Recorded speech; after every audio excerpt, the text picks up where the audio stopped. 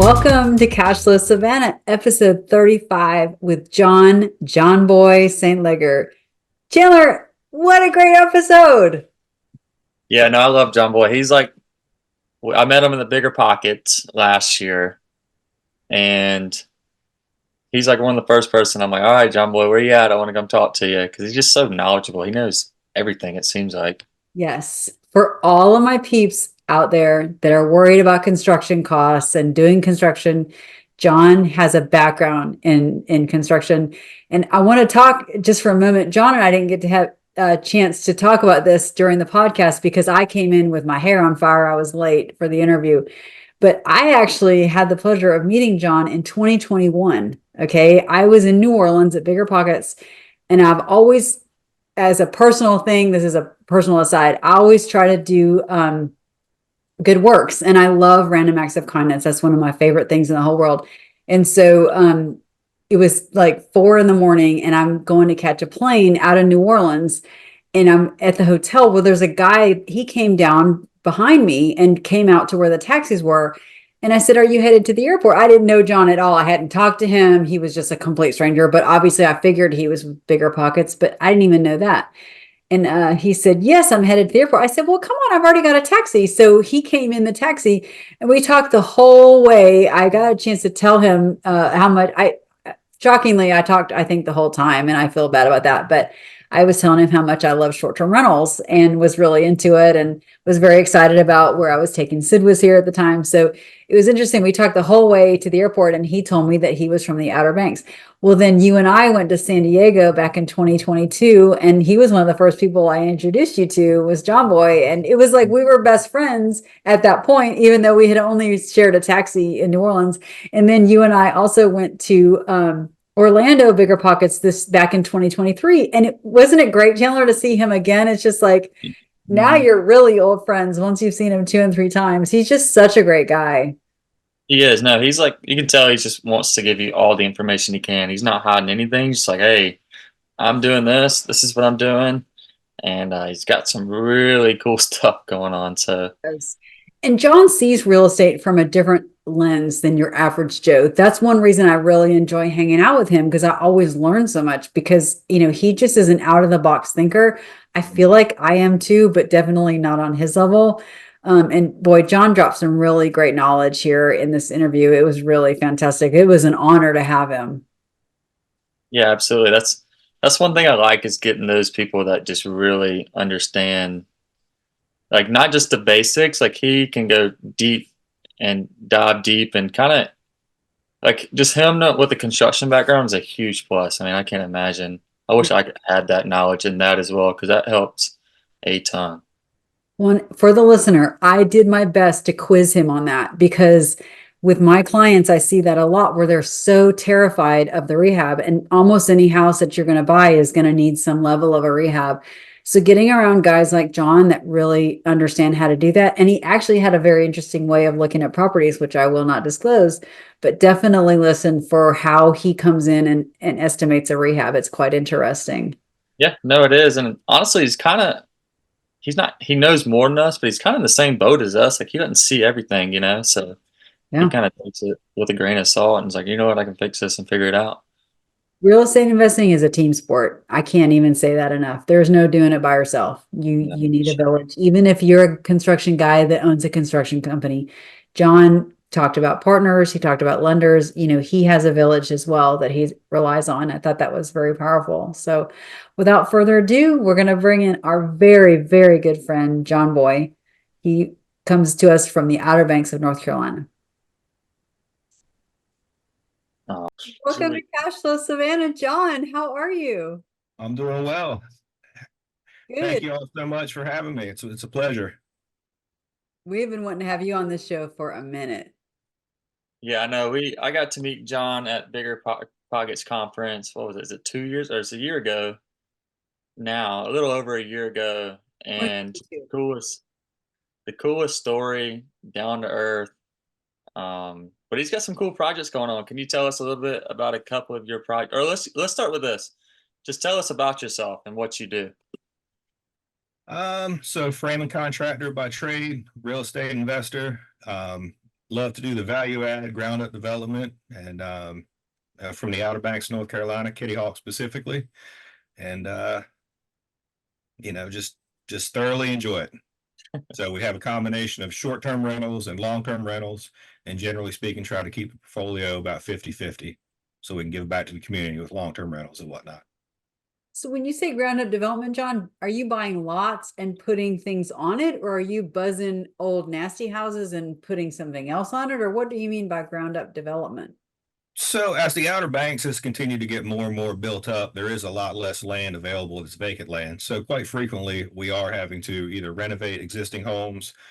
In several cases, we have relocated existing homes and moved them to other less desirable lots and, built a new structure on the existing lot. The better, highest and best use. Sometimes it comes down to where we completely demo them, and that's what we do quite a bit of. So what got you into real estate? Why? What was so fascinating about real estate or even contracting? Oh goodness, what got me into real estate? It was late 90s, probably 99-ish, and I was just moved to the Outer Banks a few years before, and I saw all these folks, making money, and we're out there building houses for people 7 days a week, just as fast as we could. And I thought to myself, I said, well, hey, this seems pretty interesting. Maybe I'd like to pick up a piece of land. I don't know what this real estate thing's all about. And I ended up finding an owner financing, a piece of property, 10% down. It was $36,000, 10% down, so 3,600. Owner financed it for a couple of years. And I remember all my friends at that point in time, they told me I was crazy. They were like, what are you doing? You're going to lose your money. I said, well, I don't know. I just got to try it out, right? See what happens. They're like, no, you're making a wrong move. I'm like, look, dude, my payments are $200 a month on this vacant lot. So there's 7 days in a week. If I have to work 40 or 50 hours during Monday through Friday to pay my regular bills, then I can go out one weekend a month, sacrifice it, work Saturday and Sunday, make $200 and pay for that lot payment. I'm willing to make that sacrifice to have a shot. So I did and held that property for 3 years, and the market had, increased, and exited that property for $108,000. So triple the original investment. And that was when I got bit by the real estate bug. And that was the first deal you knew to do 10% down and seller finance. And this is before Bigger Pockets. It doesn't sound like you'd ever read a book. Like, that's some dumb luck right there. It certainly is. Yeah, just being daring enough to give it a shot, right? And that's the beautiful thing that I think a lot of people don't really hold enough value to, is that this day and age with the education between the podcasts, the books, the YouTube videos, the conferences, like it's a different world. We're 24, 25 years later from then. And the amount of information and education out there, and quite frankly, a lot of it is free, is remarkable. I mean, the world is your oyster. Anybody can do this, quite frankly. Well, as an agent, John, I deal with buyers all the time wanting to buy here in Savannah, and they are in analysis paralysis. And I tell them, when I started in this business, I didn't have a book. I didn't have a podcast. I was in your shoes. It's just like, let's figure this out. I know there's a way. And it still takes them 6 years to buy a property, Chandler Newman. So it's incredible how brutal people they just think I have to have all the information, every little penny, written down on my piece of paper before I can buy a property. But you're an exact case of no, you don't. No, you really don't. Sometimes you just got to get your feet wet and learn along the way, right? Like Brandon Turner's famous saying, jump out of the airplane and make your parachute on the way down. I mean, I know it sounds crazy on one hand, but let's think about it. If you don't take steps to try to better your future, then you're setting yourself and your family up. You're just delaying the opportunities. It is. And, so there's two parts to that, right? There's the analysis paralysis, which is very true. And I was listening to one of your previous podcasts with Suzanne, and you were saying that you have this like going under contract remorse, right? Like the next day, almost like a buyer's remorse, right? And I did want to comment on that because that's normal. Like I'm with you. I don't think there's really a deal when I didn't second guess myself, but I think that's a very good quality. Because what you're doing is you're just kind of double checking, right? You put something under contract or you close on a property, and next day or that night laying in bed, you're like, damn, did I do the right thing? Yeah. You know, but it's sometimes taking that step into the unknown, or even if you know, maybe it's your 30th property, you still feel like that. And that's, in my opinion, that's okay. It's normal. Yeah. I want to ask, you've been in this since 99, you said. What are some like, is it always been the same? Like, what are some differences? You've been through '08. Like, what's the difference between today's market and like 99 and then '08 market? Like, do you see some differences and similarities as well? There's definitely a lot of differences, and it's going to be a status quo, what you kind of hear a lot of people say. Back in '08, it was very painful. Crash and burn. I mean, it was, very, very painful for sure. But from those things, we just adapt. You learn, adapt, and overcome, and you're stronger going forward. Um, Back then, we had a lot more supply than we did demand, and we're in the exact opposite market right now, Mhm. where on average, nationwide as well as locally here and regionally, we have a greater demand for housing than we do supply. Now, that's generally speaking as far as long-term rentals goes and so forth. And we're all aware that over the past 3, 4 years, the amount of short-term rentals that have come on the market has increased greatly. Even though supply is still up, demand, or excuse me, even though demand is still up, supply is up, but that ratio is kind of out of whack. So short-term rentals in some markets, are people are starting to see some pain points for the less experienced and the less unique properties and so forth. Sorry, back to the markets. I sincerely don't feel like we're going to see anything like an '08. People have back then, and folks were over leveraged, and it didn't take much for them to begin defaulting on their properties. Right now, people have a lot more equity in their properties. Their interest rates are on average pretty darn low. I think it's what's 60 some percent, 63, 64% of the mortgages right now are at 4% or under. That's right. That's And crazy. 40, Wow. 42, 43% of the homes nationwide do not have a mortgage or paid for free and clear. So in many regards, we are in a completely different market right now.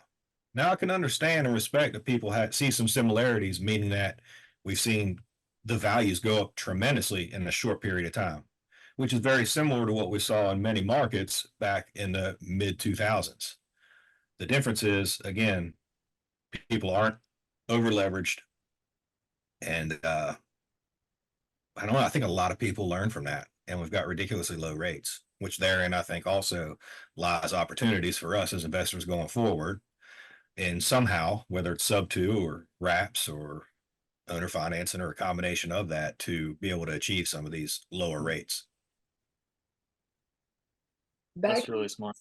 paralysis with you, John. I'm interested because you have such a strong builder's background and construction, and that's huge. Most of us don't have that. I don't have that for sure.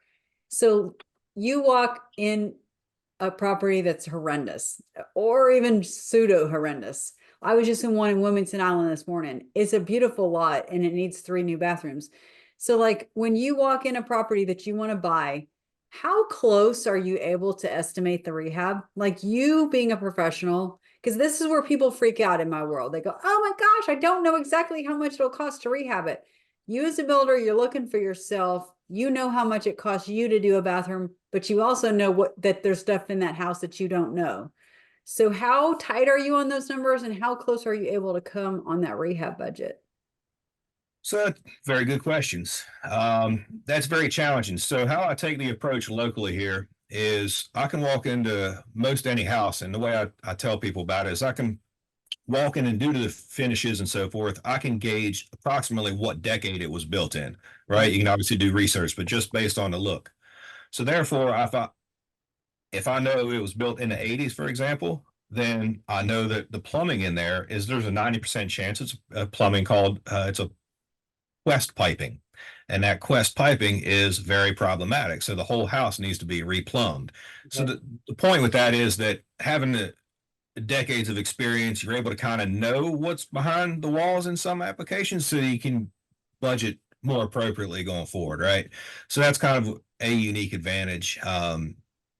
It is hard to budget. It was much easier 5 years ago and prior. You know, with COVID right now, labor, materials, I mean, it is hard even for the experience to budget everything. So how I approach things is I let's say I think particular line item is going to be $1,500. I'll go ahead and add a 20% premium to that. So I'll factor in $1,800. And if I can get it done for 15, 16, 1,400, then that's great. I'm just all the better. So I do budget a little heavier for the unknowns, and I do that with each line item going through. And sometimes that number comes out where it totals too much and it doesn't make sense.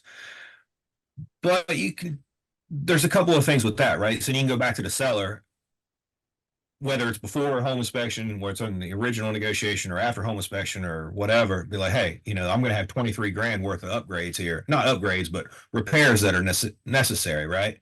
So they can give you some negotiating power from that standpoint. But if you're going to come up with 23 grand in repairs, for example, and maybe not every line item is going to be 20% premium, but if you build that in, I have peace of mind doing that, right? So then maybe I come in at 19 grand and I end up, saving a significant amount from what I thought. But I'd rather cover yourself. But with you being a pro, can you have you ever had a situation where you walked in and said, maybe let's just use simple terms. You said, okay, this is built in this area, it's going to cost me 20,000. Have you ever had your tail handed to you on a rehab because of something you didn't know? Can you give us? Oh, certainly. Absolutely. Yeah, that happens, unfortunately. You just try to take every precaution you can. You want to do your home inspections, have your septic inspected, foundation, termite, a lot of the standard stuff. But yeah, absolutely. There's definitely unforeseen curveballs, and that's just part of the business, right? It does stink when that happens, but you got to pay to play. And, and just like '08 and all the other hurdles that we end up hitting, we just have to learn from it. And so you take it on this one. Okay, shoot, I overlooked this item on this house. That sucks. Got to learn from it. And again, adapt and overcome. And then you're going to take those nuggets into your next acquisition and learn from it and be on the lookout. But yes, I definitely. That is a tough subject to go on. It's almost like you're just guessing. Like, it's just the craziest thing ever. Like, oh, okay, bathrooms 6,000-7,000 here, another 6,000-7,000 here. You're guessing and you're praying that you're right. Like until you pull up a floor and go, ooh. But something else. I tell my buyers all the time, there is something that you don't see. Just expect that. But the longer you hold this house, the less it matters. That's correct. I mean, real estate is a long play game for sure. Mm-hmm. So what I want to do is I want to ask about, you have a pretty good bit of short-term rentals, and the short-term rental world's kind of shaking up a little bit right now. And I just kind of want to hear how you're navigating it, what properties are working well for you, and what you're doing to kind of differentiate yourself to help yourself get more bookings. Understood. Short-term rental market is very interesting right now. I think the properties that are able to stand out are those that can offer unique amenities, better locations than others, different things. So our short-term portfolio right now, we have 7 short-term rentals, built them from the ground up. It's a 7 townhome unit. They're really nice, but they're also kind of, there's not a lot of opportunity to add. I can't really add a really cool pool. The location's great. We're on the west side of what we call the main bypass. So we're a little further away from the beach than ideal. But one of the things that we've done to set ourselves apart, and we just made this pivot at the end of last year, is we switched to being pet friendly. Now, these are brand new units. They're furnished very nicely. They're 7 townhomes. They're each 2-bedroom, 2-bath, approximately 1,300 square foot with a 2-car garage. They're well acquainted. Since they're brand new, they're 2 years old now. I say brand new, still new to me. It was hard. Like, I'd never wanted to go pet friendly, but looking at the ways that we could add value without having to, we've got several other projects going on, so we didn't want to invest too much more capital on those, but we did want to improve our bookings and our occupancy rate. So we did make a decision to go pet friendly. Now, a lot of the flooring in there all the flooring is LVP, so we don't have any carpet or so forth. Relatively easy to clean up. It's just the furniture concerns. Mhm. Now, interestingly, only 30% of the short-term rentals on the Outer Banks are pet friendly. So once we started looking at that statistic, we're like, wow, we really feel like that is a great opportunity to, get better ADR. And in addition to that, we're able to charge a pet fee, right? So it's a non-refundable pet fee each time. It just, we'll pay our cleaners a little bit more. And so we're going to give that a shot this summer and see if it doesn't increase the numbers. And like Chandler and I were talking about pre-interview here, our numbers last year on those, we were 12.3% down in 23 compared to 22. So we were down a little, yes, but not as bad as some people. It seems like what I've heard is anywhere from 10 to almost 30%. The numbers were down last year, but Yeah, typical numbers from what I'm hearing. Another thing about the kind of help you with the pet friendly thing is I used to manage on St. Simon's Island, and we managed 60 properties there. And you know how many of them were pet friendly? One out of the six. really, Only one owner allowed it. And guess how much that property was booked up? All the time. I mean, all the time. Because no one had pet friendly there. Mhm. And honestly, this wasn't even the nicest house. I believe it was a double wide that they put a foundation on and made it kind of nice. And yeah, I mean, we had a couple houses on the beach, but people were still booking that house and absolutely loved it because they could bring their pets. So I think that's it'll work awesome. really well for you. That's really reassuring to hear. Um, and I've been told also that the homes that are pet friendly, you might have some people that don't want to stay there because it is pet friendly in concerns of previous pets that have been there.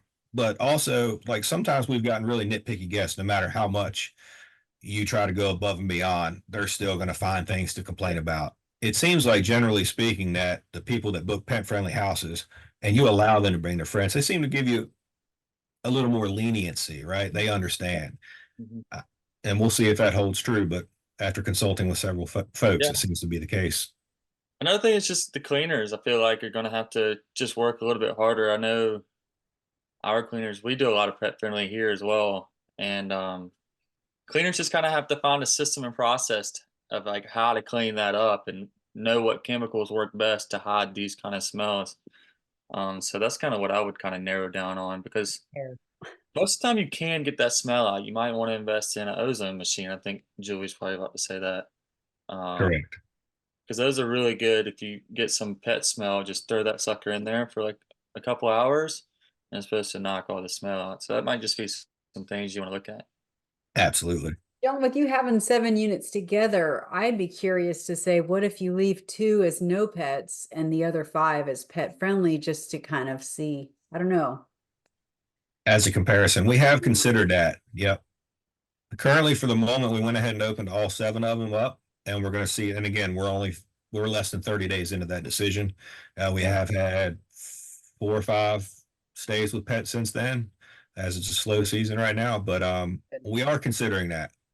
I think Um, that's a really smart decision there. I don't think that's some people. Some people just don't think about that. They're like, "Oh, let me add a hot tub or add something else," but nobody just a simple thing like pets. I've yeah, always said a pet is a lot less damage on your home than a child, in my opinion. Now, exactly. every now and again, you get a bad pet. And I had this guest, and Chandler, this is before you were here, or you would probably roll your eyes right now, but we had this woman with a dog. And I think that it was like she was running a pet grooming business. Like that's how much hair this one dog left in the home. I've never seen so much pet hair, but I think pet hair is probably the biggest issue, really more than damage. So as long as your cleaning team is prepared for that, it's okay. Like I've always said, I'm here to make money. It's not about who the guest is, or what they're doing while they're inside. I don't care to know as long as they take care of my home, and they can bring a Shetland pony for as long as I care. As long as they don't damage my home, I don't really care if they'll pay my pet fee. So, to me, it's really about the income. Yeah, Absolutely. And it's a win-win, right? So, like, I did consult with our cleaners ahead of time, and they were like, look, we don't mind pets. All we got to do is bring a couple extra lint rollers and look a little closer for a dog hair. Like, it's not the pets that are cumbersome. It's like the dirty people who leave some unbelievable things around your house. I mean, I was like, well, it's a great attitude to have. I guess I didn't think of it through that lens. I'm always being a very considerate person. I didn't want to have it be more cumbersome and burdensome on the cleaners. Like, trust me, that's no problem.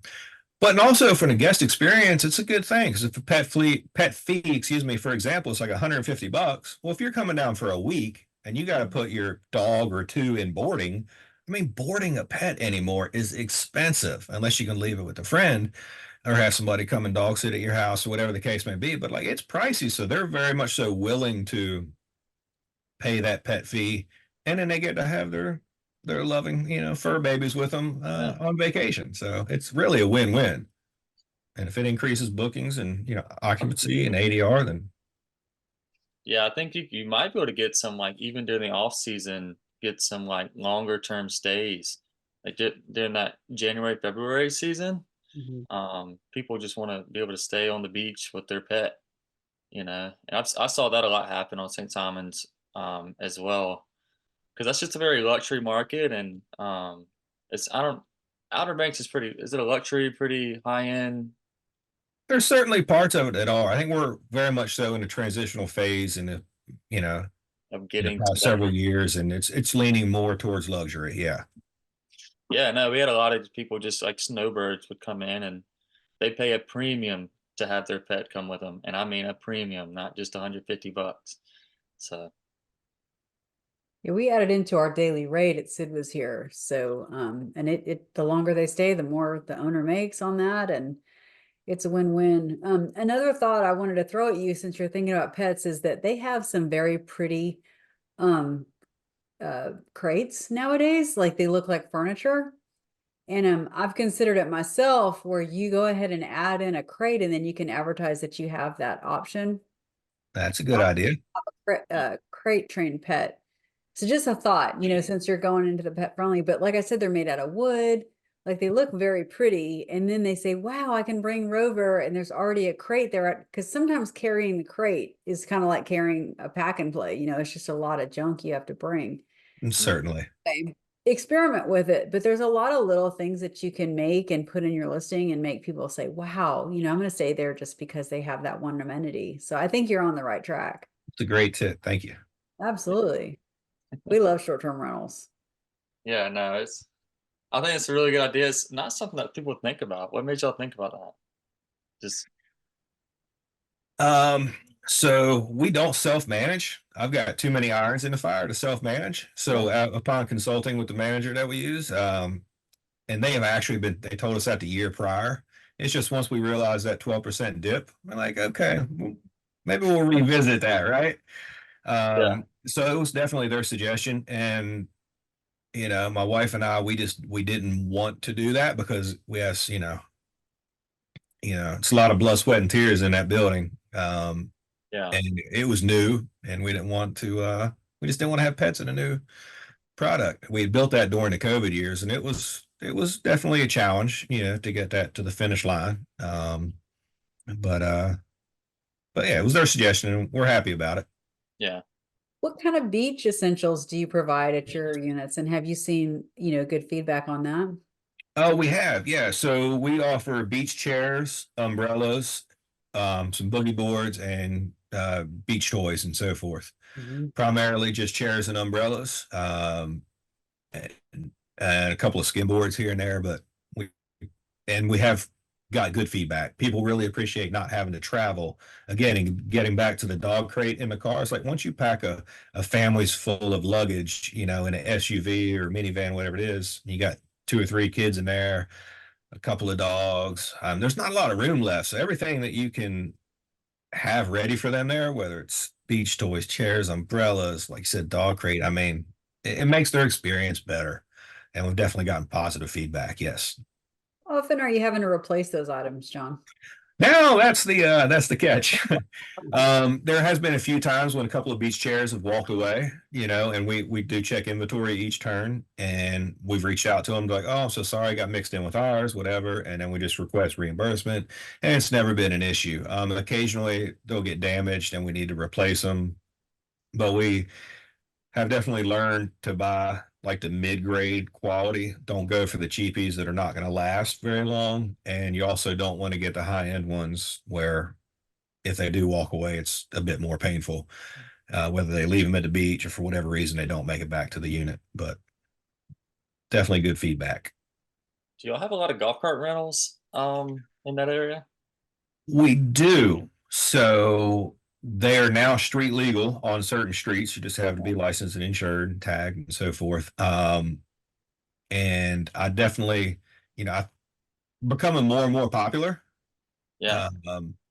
That's definitely something where we would not entertain renting, but we do have referrals. There's a couple of different companies we work with that we recommend for whether it be renting kayaks, surfboards, whatever other beach equipment they might want. They do rent golf cars as well. That way it takes the liability off of us. I think it's very important to kind of draw that line. Yeah, that makes sense. So, John, in addition to your long-term rentals and your short-term rentals, Chandler and I are always curious for updates on your hotel. Can you give our audience kind of a rundown? And we would love to know where you're at because we have not seen you since October. But tell us about your hotel project there on the Outer Banks. Absolutely. We couldn't be more excited. Super pumped for this project. It's called the Sea Cove. It is going to be a 47 unit luxury boutique hotel. Wow. Right on the semi-ocean front. There'll be a gym, a yoga room, yoga studio, 70-seat restaurant and bar, a conference room above, 2 residential units for employee housing, and also comes with when we acquired the property, it came with the oceanfront house, which we are going to renovate and use as an amenity building with a lounge and outdoor showers and just so forth. So the property is semi-ocean front. The only thing separated is a small little 2-lane beach road. But that way, when the guests are at the beach, they won't have to cross the road and come back to their room and so forth. So super excited. We gotten amazing feedback. We have had to delay it slightly with the interest rates being high, as I'm sure we're all well aware of, and being a ground up development, we're a non-flagged hotel, and that presented a couple of challenges with financing. What is that? I'm sorry. What do you mean non-flagged? I'm sorry. So flagged hotel would be something like a Hilton or a Marriott. Okay. So even you can partner up with these larger chains like that and still stay boutique, but you're kind of got to work with what they allow you to do, essentially, right? It's kind of like be similar to like being part of an HOA, right? And you can do this, do that. Can't you read the sign kind of situation? So we didn't want that burden, even though both lending would be easier like that, as well as operations and systems. Like those are some of the benefits with going with a flagged hotel. But your hands are tied to a certain extent. And we certainly did not want that. So we are originally trying to break ground. It'll be about a 16-month build, and we were trying to be ready for the summer of 25. But with the challenges of financing and so forth, we have decided to back up and punt and wait one seasonal year. And we are actually going to break ground on that in September of 24. So we'll be fully operational by the spring of 26. Wow. So there's a little delay in the schedule, but couldn't be more excited. So you've demoed it. You bought an existing hotel and you've already demoed it, and then you're going to build it again. Is that right? That is correct. Yeah. So the property was originally built in 1952, and the owner that we have acquired it from had owned and operated it for 47 consecutive years. Wow. And we've been bugging them for a handful of years trying to acquire the property and just kind of staying in touch with people. And my partner has a really good relationship with them. And at a certain point, he was like, you know what? I'm getting tired. I'm almost 80. I'd like to sell this property. So it's an amazing opportunity. And then given that it was an existing hotel, we were able to fall under a lot of the redevelopment clauses, right? Where based on certain density and so forth, you couldn't do it if it was just a vacant piece of land. So whenever I'm acquiring properties, I always like to learn as much as I can before going in, meaning that explore the zoning code, like read through the town code, your county code, whatever the case may be. Know your zoning ordinances, right? You're going to be much more informed when you go in and speak with the town council, the planning and zoning director, so on and so forth. To know what options you have, because you really do want your highest and best use on every particular deal, right? So in this case, that really worked to our advantage, and it has yielded us an amazing opportunity that we could not be more excited for. So I'll be very excited to keep you all updated as we actually break ground and progress, and perhaps we can return for another podcast as we're once we get live with it. With photos. How do you do Absolutely. that? How do you do the math between keeping what's there and just rehabbing it versus buzzing it and starting all the way over? Because I tend to just work with what I've got, but I don't have your skills and your connections either. So how do you do that math? Because I know you rehab a lot. We certainly do. So it's part of it comes down to what your highest and best use is. And also part of it is, again, real estate's a long-term play, right? So do you want to, let's say easy numbers.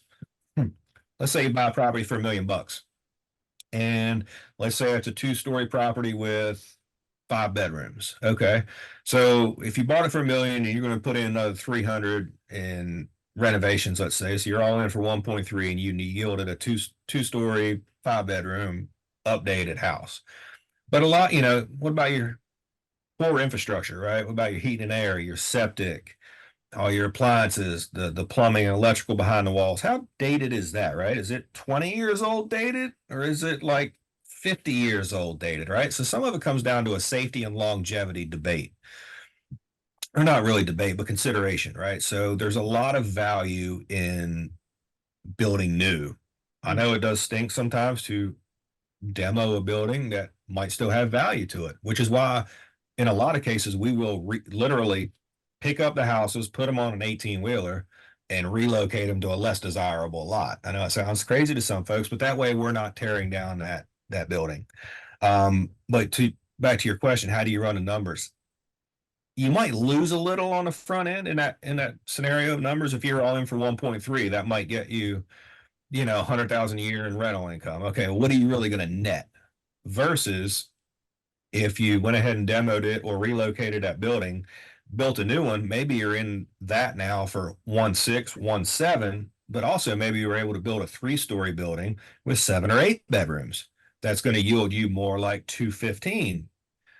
You might not, you're going to have to put out more in the beginning, but you're going to get a property that's brand new from the foundation up to the roof and all the inner workings of it, right? All the different components of the house are brand new, which means your capital expenditures and your maintenance and repairs is going to be much lower.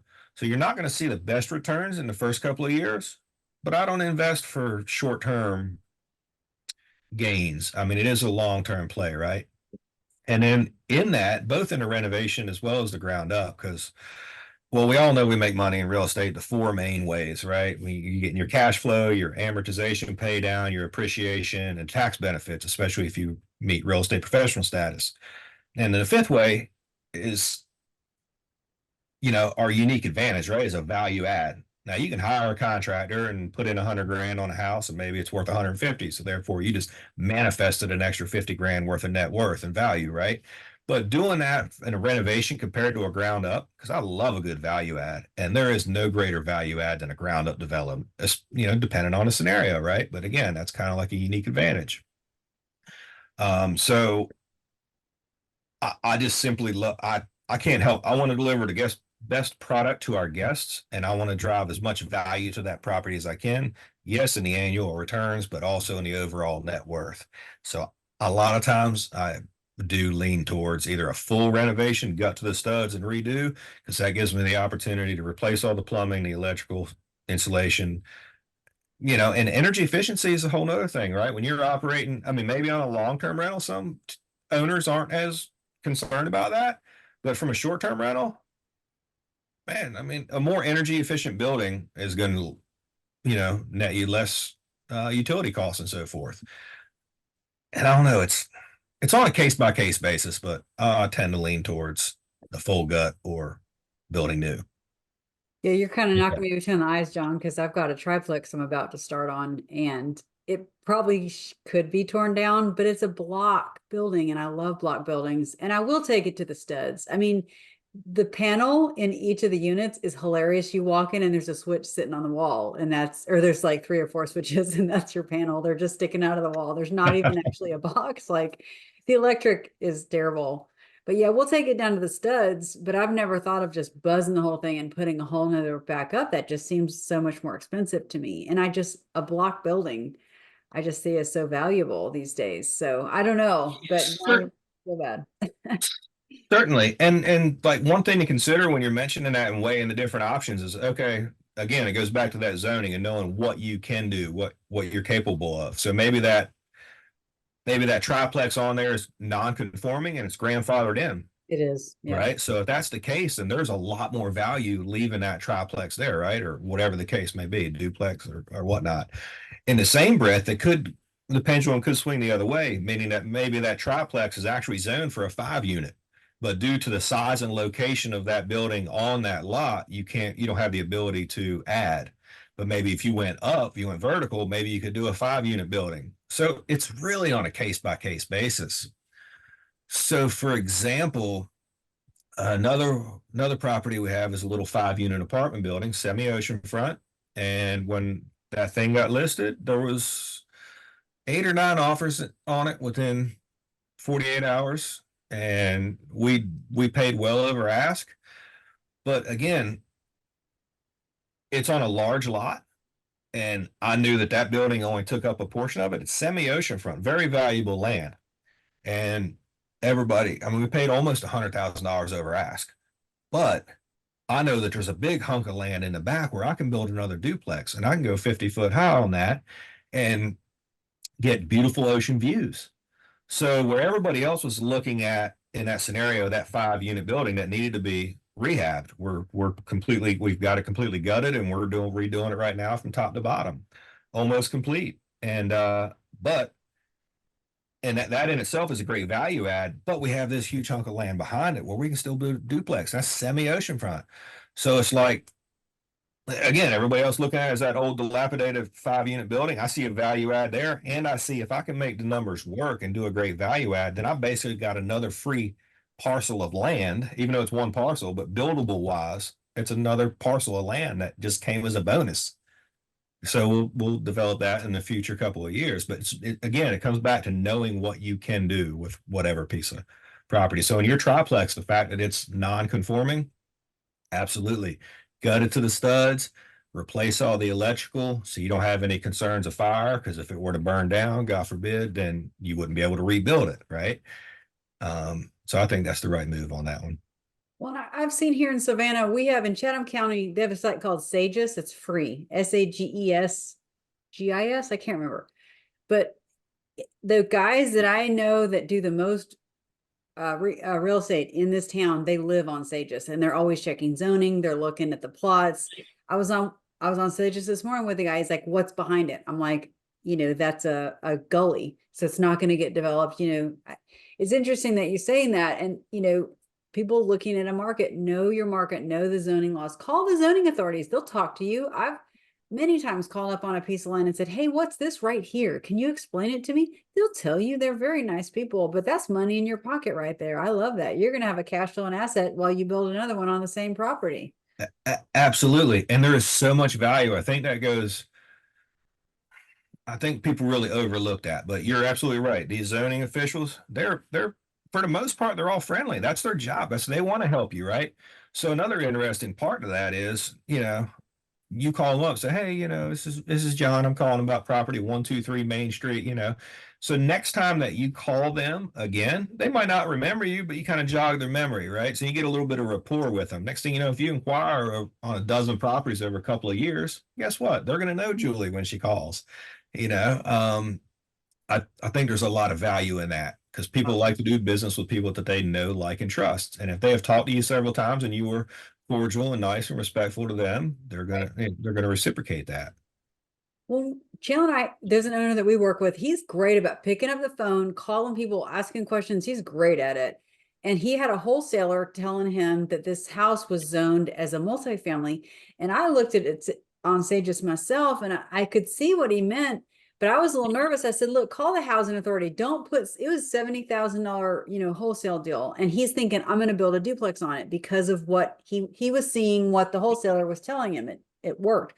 He called the zoning authority.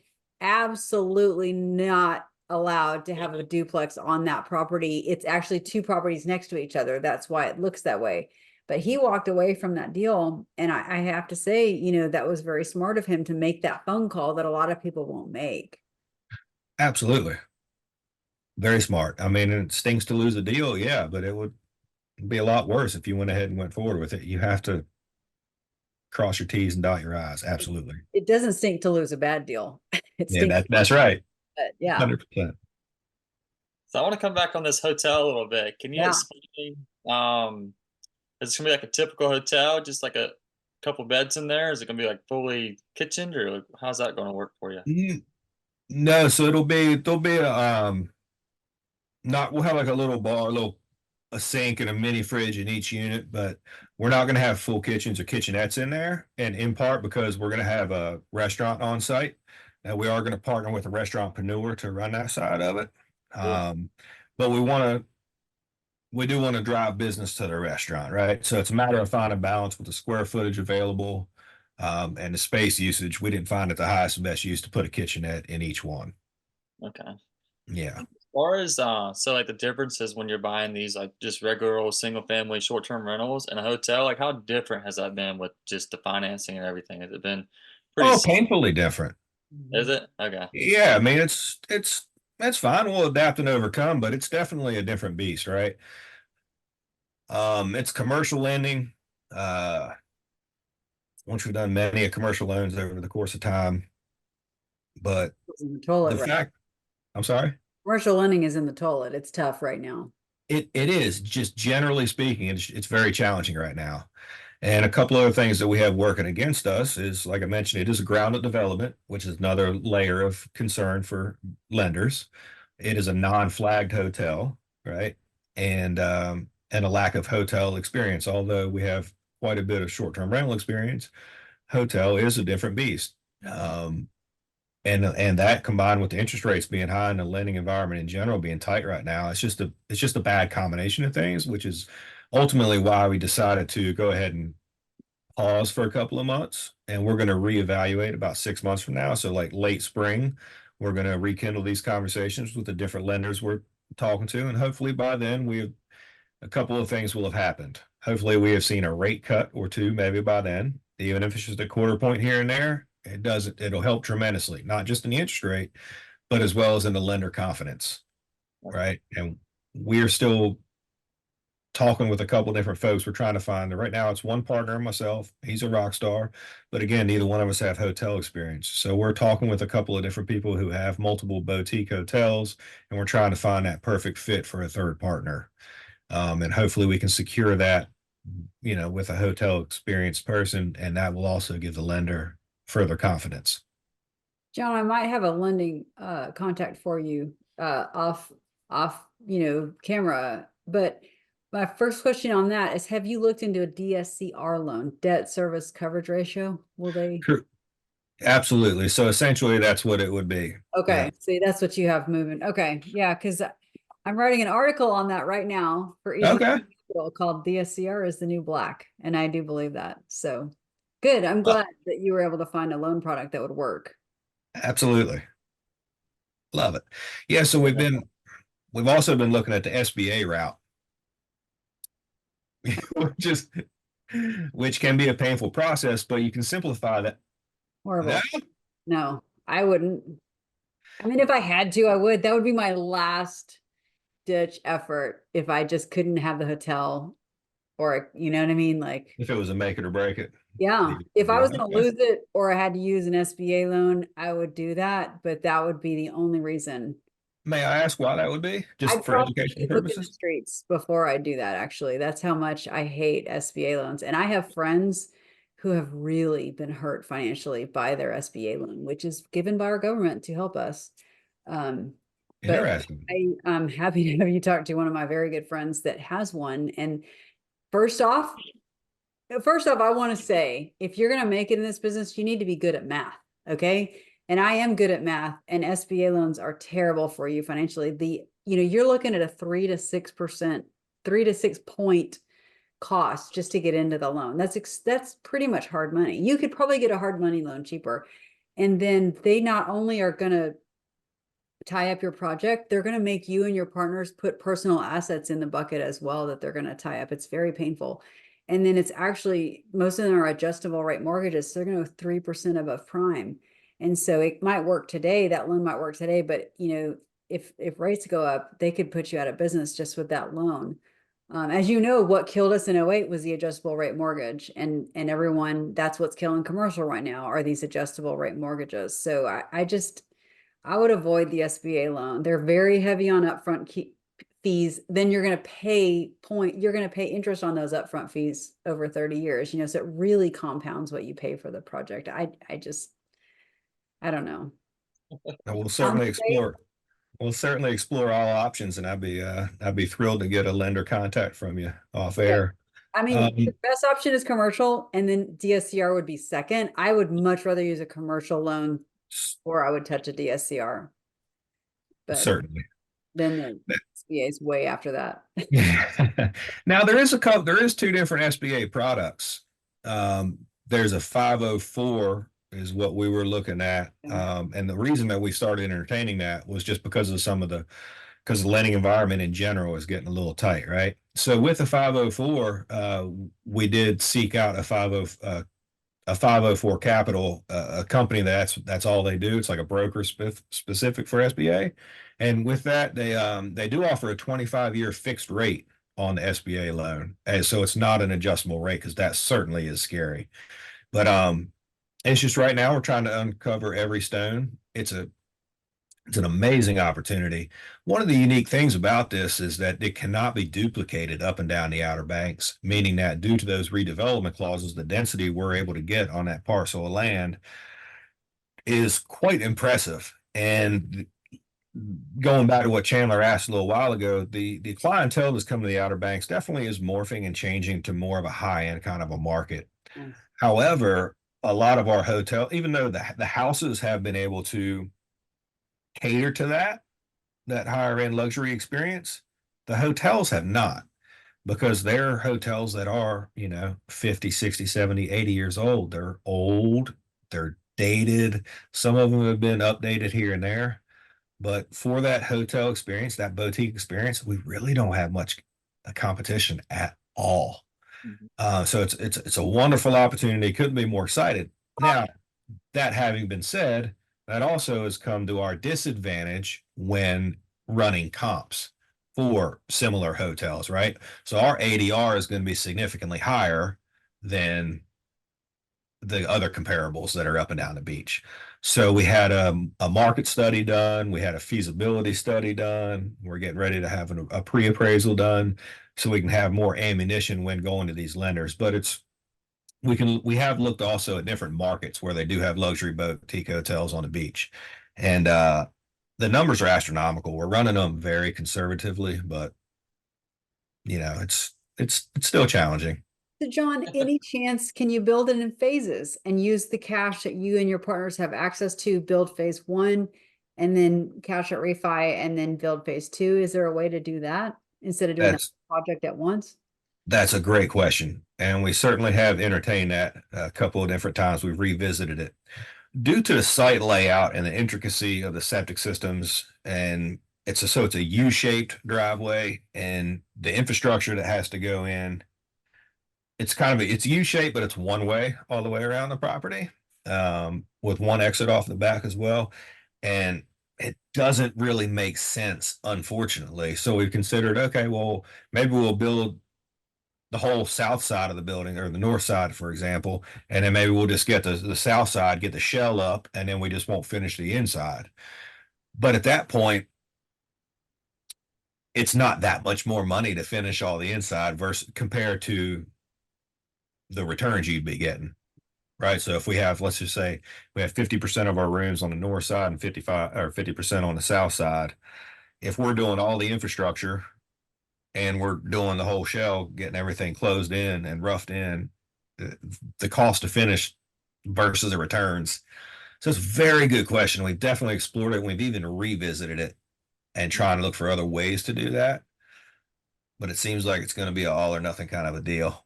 But we couldn't be more excited. I mean, the value add on that is ridiculous.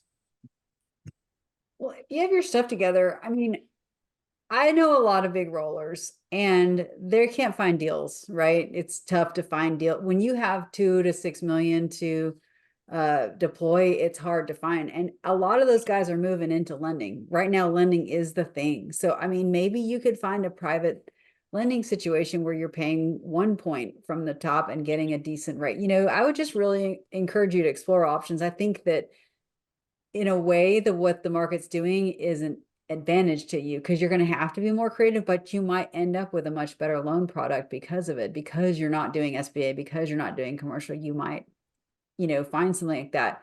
If you clearly are putting your ducks in a row, and these are the things that private lenders are going to want to see. And if you're to that point, again, let me know. I might have some contacts because that people are really needing a place to put money right now, and a solid real estate investment like that, it might be the perfect thing. So maybe putting it out here on this show, you're going to find someone that has a lender. Are you comfortable saying how much you need to raise? I don't want you to say something you're not comfortable saying, but can you give us a ballpark of what you need to raise to move forward with the project? Certainly. So the full development from acquisition to operations were around 18 million. Okay. Is going to be the total project. Based on very conservative numbers, the property is going to be valued at, even at the lower ADRs, as we mentioned, because there is not any comparable products. It's still going to be valued at 26 million was the very conservative. So it's an amazing value add opportunity of upwards of 8 million. I mean, that's, pretty good Like, numbers from a value perspective. If we're able to drive up the occupancy and the ADR above and beyond what the feasibility studies have, said, then that would be amazing. But the total loan amount we're looking for, we're somewhere around that 18 or 13 million range, Okay. 18 being all in. I know some people. They're My not, hero. they're not named Chandler Newman, but Chandler, Yet. I'll pass on this one. Maybe the next one. you gonna pass on this one? Yeah, exactly. I will pass. So, so we So, do also have my wife and I have another beautiful project that we're breaking ground on in the coming weeks. We're doing something kind of unique. It's semi-oceanfront short-term rental. And we're doing something that hasn't been done on the Outer Banks yet before. We're doing a rooftop infinity edge pool mhm. overlooking the ocean. You told me about You're this. putting the water above the house. I Yes, mean, ma'am. is this a good idea? Like, should we rethink this? Oh, Don, you're giving me heart palpitations when you say that. No, so it sounds intimidating, right? But it's really not. It's been engineered through and through. So it'll be a three-story structure with a pool on top. Although it's not the pool's only 4 foot deep, and it's like 3,500 gallons. It's not a very large pool. It's more of a statement pool. It's a half round. That's enough to ruin a house, John. Yeah. Luckily, I know a good builder. Yeah, I'm sure. Yeah, that Yeah. helps. Wow, Um, that's awesome. so we're super excited about that. Yeah, for sure. And then there'll be a regular pool in the backyard. That's just like a little statement pool up top. And then we're also doing a scaled down version rooftop pickleball court as well. Here it is, pickleball court. That's the Yeah, big thing right now. seems to be all the rage right now. So we had some extra deck space up top and wasn't sure what we were going to do with it. And then, Is there going to be a cage of some kind? Like, again, safety bells are ringing. What do you mean rooftop pickleball? well, so Sure. we'll have parapet walls on both sides. So it'll be like 4.5 feet tall. And then there'll be a rail on top of that. So it will be a plenty of safe. Okay, what do you expect the ADR, the average daily rate on your rooftop pool slash pickleball court? I want to stay there right now. Like, how much do you think it's going to go for a night? It's so hard to say. Again, it's very similar to the hotel. It's just like a product like that hasn't been offered. Like it's gonna be pretty unique. But I mean, I imagine in the peak season, we'll be bringing in 2 grand a month or a night, 2 grand a Wow. nightish. 5 bedroom, 5.5 bath, rec room. We'll do a barrel sauna. We're doing a regular pool in the backyard and a cabana with a hot tub, an outdoor kitchen, fireplace, and so there's lots of other amenities that'll help, bring in attention. From what I've been seeing, this is crazy. Like this seems to be the stuff that's working right now though. So like I think it's smart of you to do it because I mean I've seen some people and they'll show like what they're making and they have those kind of houses and they're still continuing to get bookings. So I think that's really smart to do. It seems like everybody wants something that's unique and this experience, Yeah. something that's memorable. I think through COVID and everything, a lot of people have come to realize that, creating experiences and creating memories is there's so much value in that. I mean, your kids and your friends, your family, you're not going to forget experiences like that. Like they stay with you. And I do think you're absolutely right. And I think that's the why behind it. So Yeah. we're And excited to bring a property like that to the market. Okay, one 99 guy, question on this house. Are you going to allow pets? That's a very good question. I think that's going to be a hard no. I'm going to start with a hard no, and we'll see if we need to pivot in the future. But hopefully, with these unique amenities, it'll draw enough attention in of itself. another thing I've seen too, which helps, which I think will help a lot, is like those big properties that a family comes and stays at.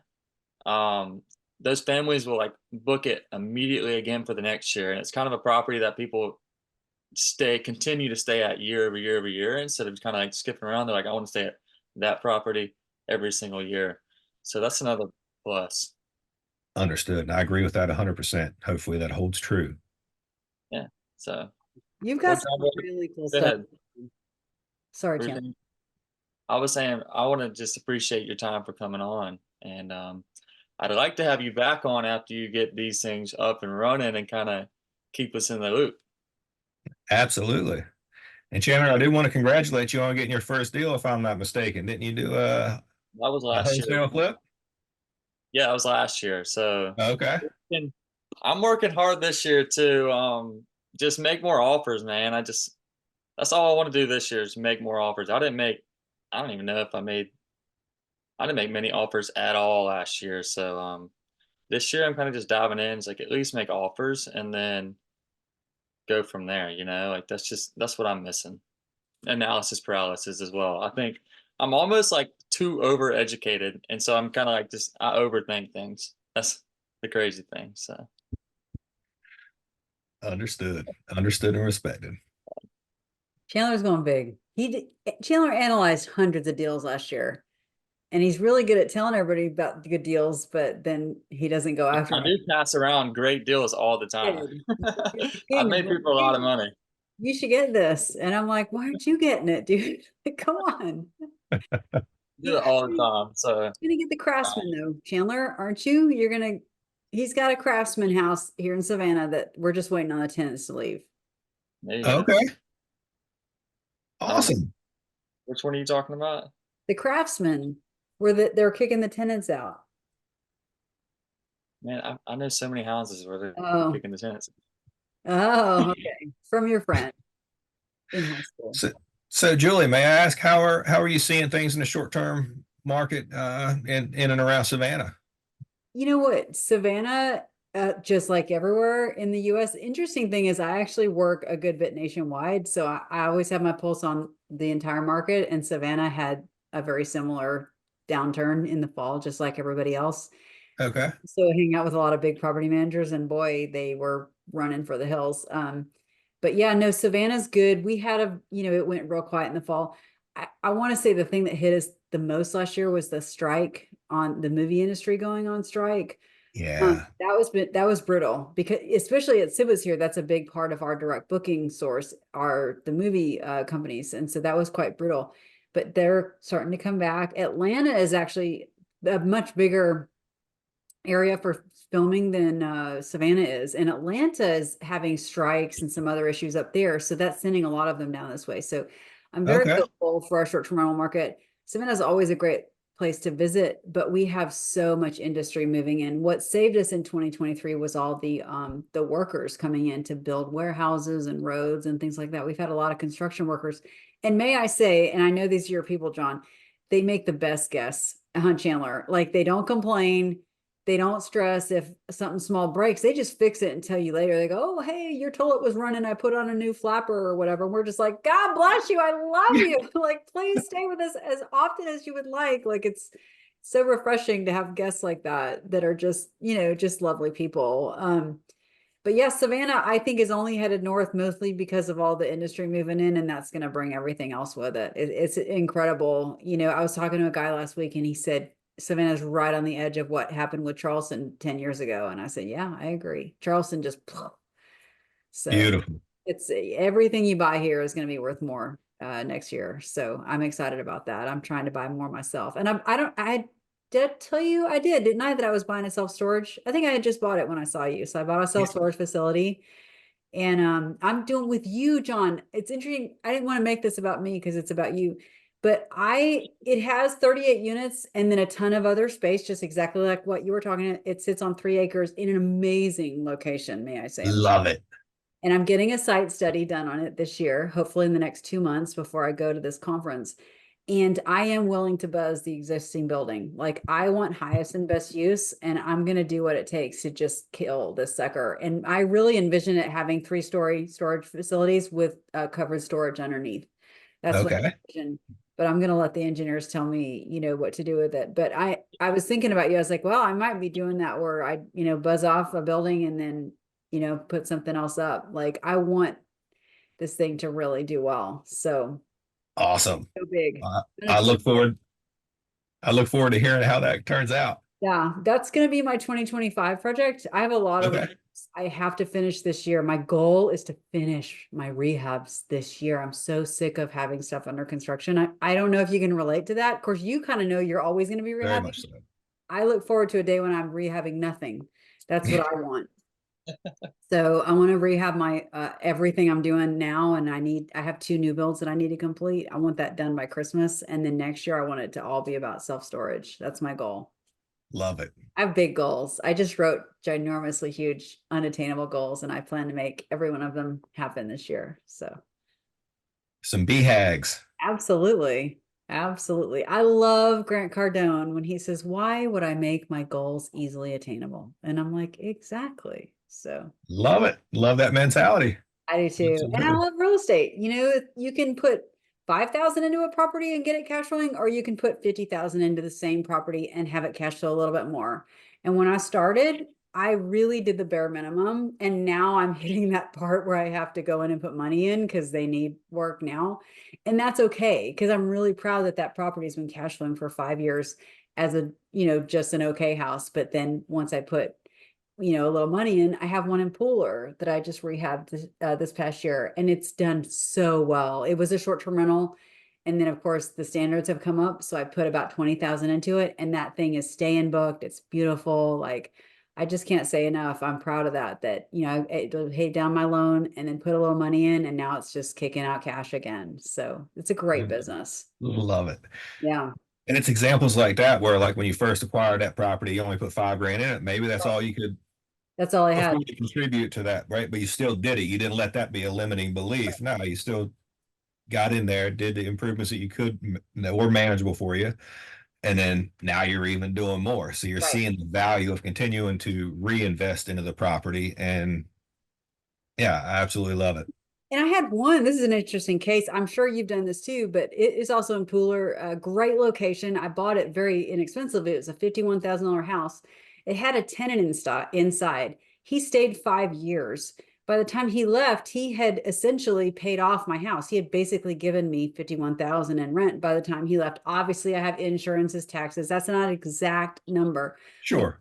in essence, paid off the house for me. When he moved out, I then put money into it, and then it's renting again at a much higher level. And I'm very proud of that, investment because I paid what I could afford at the time.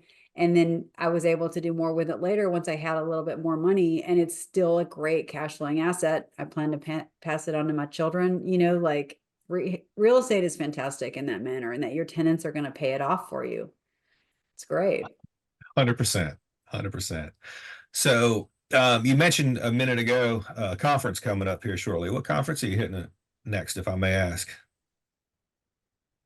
What conference are we hitting? That's a good question. I do a lot with entrepreneurship. I don't know. Chandler and I are not planning to go to Bigger Pockets. Are you? Oh, and yeah, next year? Sure. This year. It's 2024, Oh, right? yeah, I guess we are in 24 Okay. now. Yeah. Yeah, Um, I don't want to He's go to Cancun. No. he's planning on going to the short-term rental In conference. Miami? Where's that at? The short term STR WealthCon in Oh well. Nashville Oh, in Nashville. Okay. with Mike Shogren and Bill Mhm. Faith.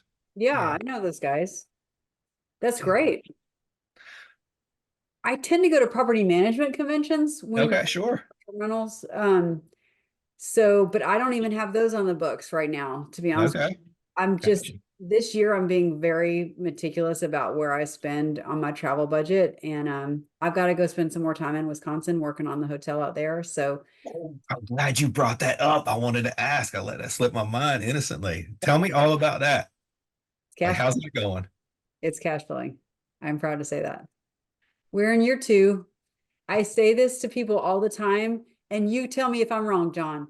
First year you own a short-term rental, you're not going to cash flow. Like the first year is painful financially because you have to get it going, you have to furnish it, linens, and then you times that by 18 units or whatever for a hotel. And so we had a tough first year, but we're in U2 and we're cash flowing, and we're not cash flowing like millions of dollars, but it's making a profit, and I'm really proud of that. It's taken a lot of work to get there. So we're getting there. I plan to sell it in year four.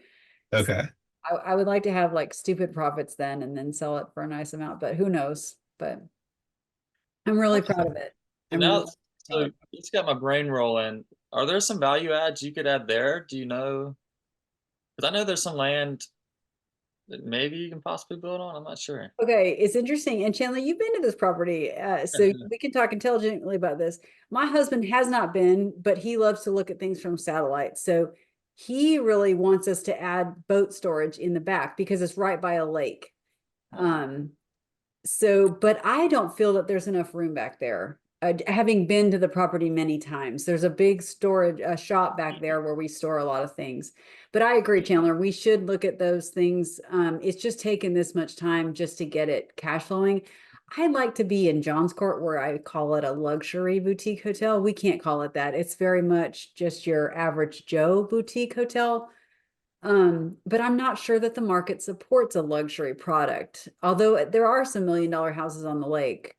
But anyway, I have a partner on it, so I'm not completely in control of what we do with it. So that's probably the biggest issue. If I wanted to make it a luxury product, I don't know that my partner would be on board, but we'd have to do a study. So I'm just happy that it's cash flowing. Like last year was such a tough year, John. I can't even tell you. I got my tail handed to me. We had a flood, we had a pipe burst, I guess I should say, during the winter. We just made some rookie mistakes. So anyway, like I said, you're never going to know it all. And we didn't Nope. know when we bought it that the pipes on building one run through the ceiling.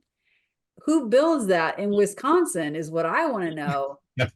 So we learned that the hard way. We learned that with a flood that the pipes were in the ceiling, and so this year we've remedied that.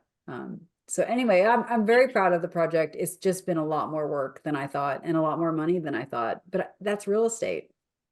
It is. But, congratulations. I'm very happy to hear it's now cash flowing. Me too. Me And Yeah, I'm that's too. Thank and you. I'm sure that, in that process, you did a decent amount of value add, just bringing everything up to date. Yes. Well, and managing a property that's 2,000 miles away from where you live and work is also its own challenge. And that's hurting the cash flow, to be honest. If I were right there and could go yell at people or do things myself, it would be cash flowing even better. But we're very reliant on our local team. And it took a while to get the right local team in place. Um, Sure. and that's for every real estate deal. It's finding that team. So Now, do you have a team on site there? not on site, but close Okay. by. They live Gotcha. close by. Yeah, I kind of would like to put someone on site, but again, my partner didn't like that idea. But I was like, for a retired couple to offer them a free place to stay, and then we kind of give them some money every time they clean a room, something like that. I don't know. We'll see. But I definitely thought about that because we have a touchless hotel, which is fantastic in this day and age, because you know how employees are your biggest expense. And I'm Sure. proud of that. But at the same time, when there's just one guest, we get a complaint that they feel like it's abandoned or something, which it's not. It's a very safe area. But if we had someone living on site that would kind of handle this, feeling of abandonment sometimes when you go, wait, there's no one here. But There's just all kind of things that come up that you don't predict. Certainly. We're both Yeah. hoteliers, right? That's right. Well on our way. Absolutely. Well, Chandler and I absolutely have told you this 1,000 times, but we are going to come see you in the Outer Banks, huh, Chandler? We'll Yeah, bring I'm gonna be the our first video. one to stay in the hotel. Yes, we'll stay there when it's still, and we'll help out. Actually, we're good at reworking hotels. Love it. It was It'd be funny. my honor. I have to tell you, when we did that hotel, I was losing my mind because you put a hammer down and you're like, what room did I leave my hammer? It's crazy how much stuff I lost doing that hotel. And I always found it again, but you're going to have more units than me. And it was a real challenge just keeping up with all your stuff because one person stops by and distracts you. And then you're going, where was I? It's crazy. It's like you feel kind of dumb when you're working on that many units at once. It's a challenge, like one I had never dealt with. Absolutely. Yeah. With One last thing I did want to ask you about too, Julie, is how did things pan out, if I may, with the cost segregation study on a storage unit? I know we had chatted about that briefly. Has there been any light shed on that, or is it still? That's a good Those- question. We have not talked about this on the podcast. I went to Bigger Pockets to learn. And there was an accounting session, which John, you were in there, and I was too. And I could not get my head around this cost segregation study. And I kept hearing people go, oh, rapid depreciation, you save all this money on taxes. And so, just so for the viewer who does not necessarily know my entire history, I sold a building in March of 2023 at a profit. Thank you, Lord. And I needed that money to pay back all my rehabs, and that's where it went.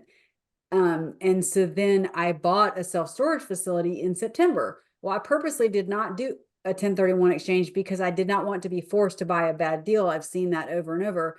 And again, I needed the money. So I paid back my loans and then later bought the self-storage. So I kept hearing about these Trump rapid depreciation, magical chests of money.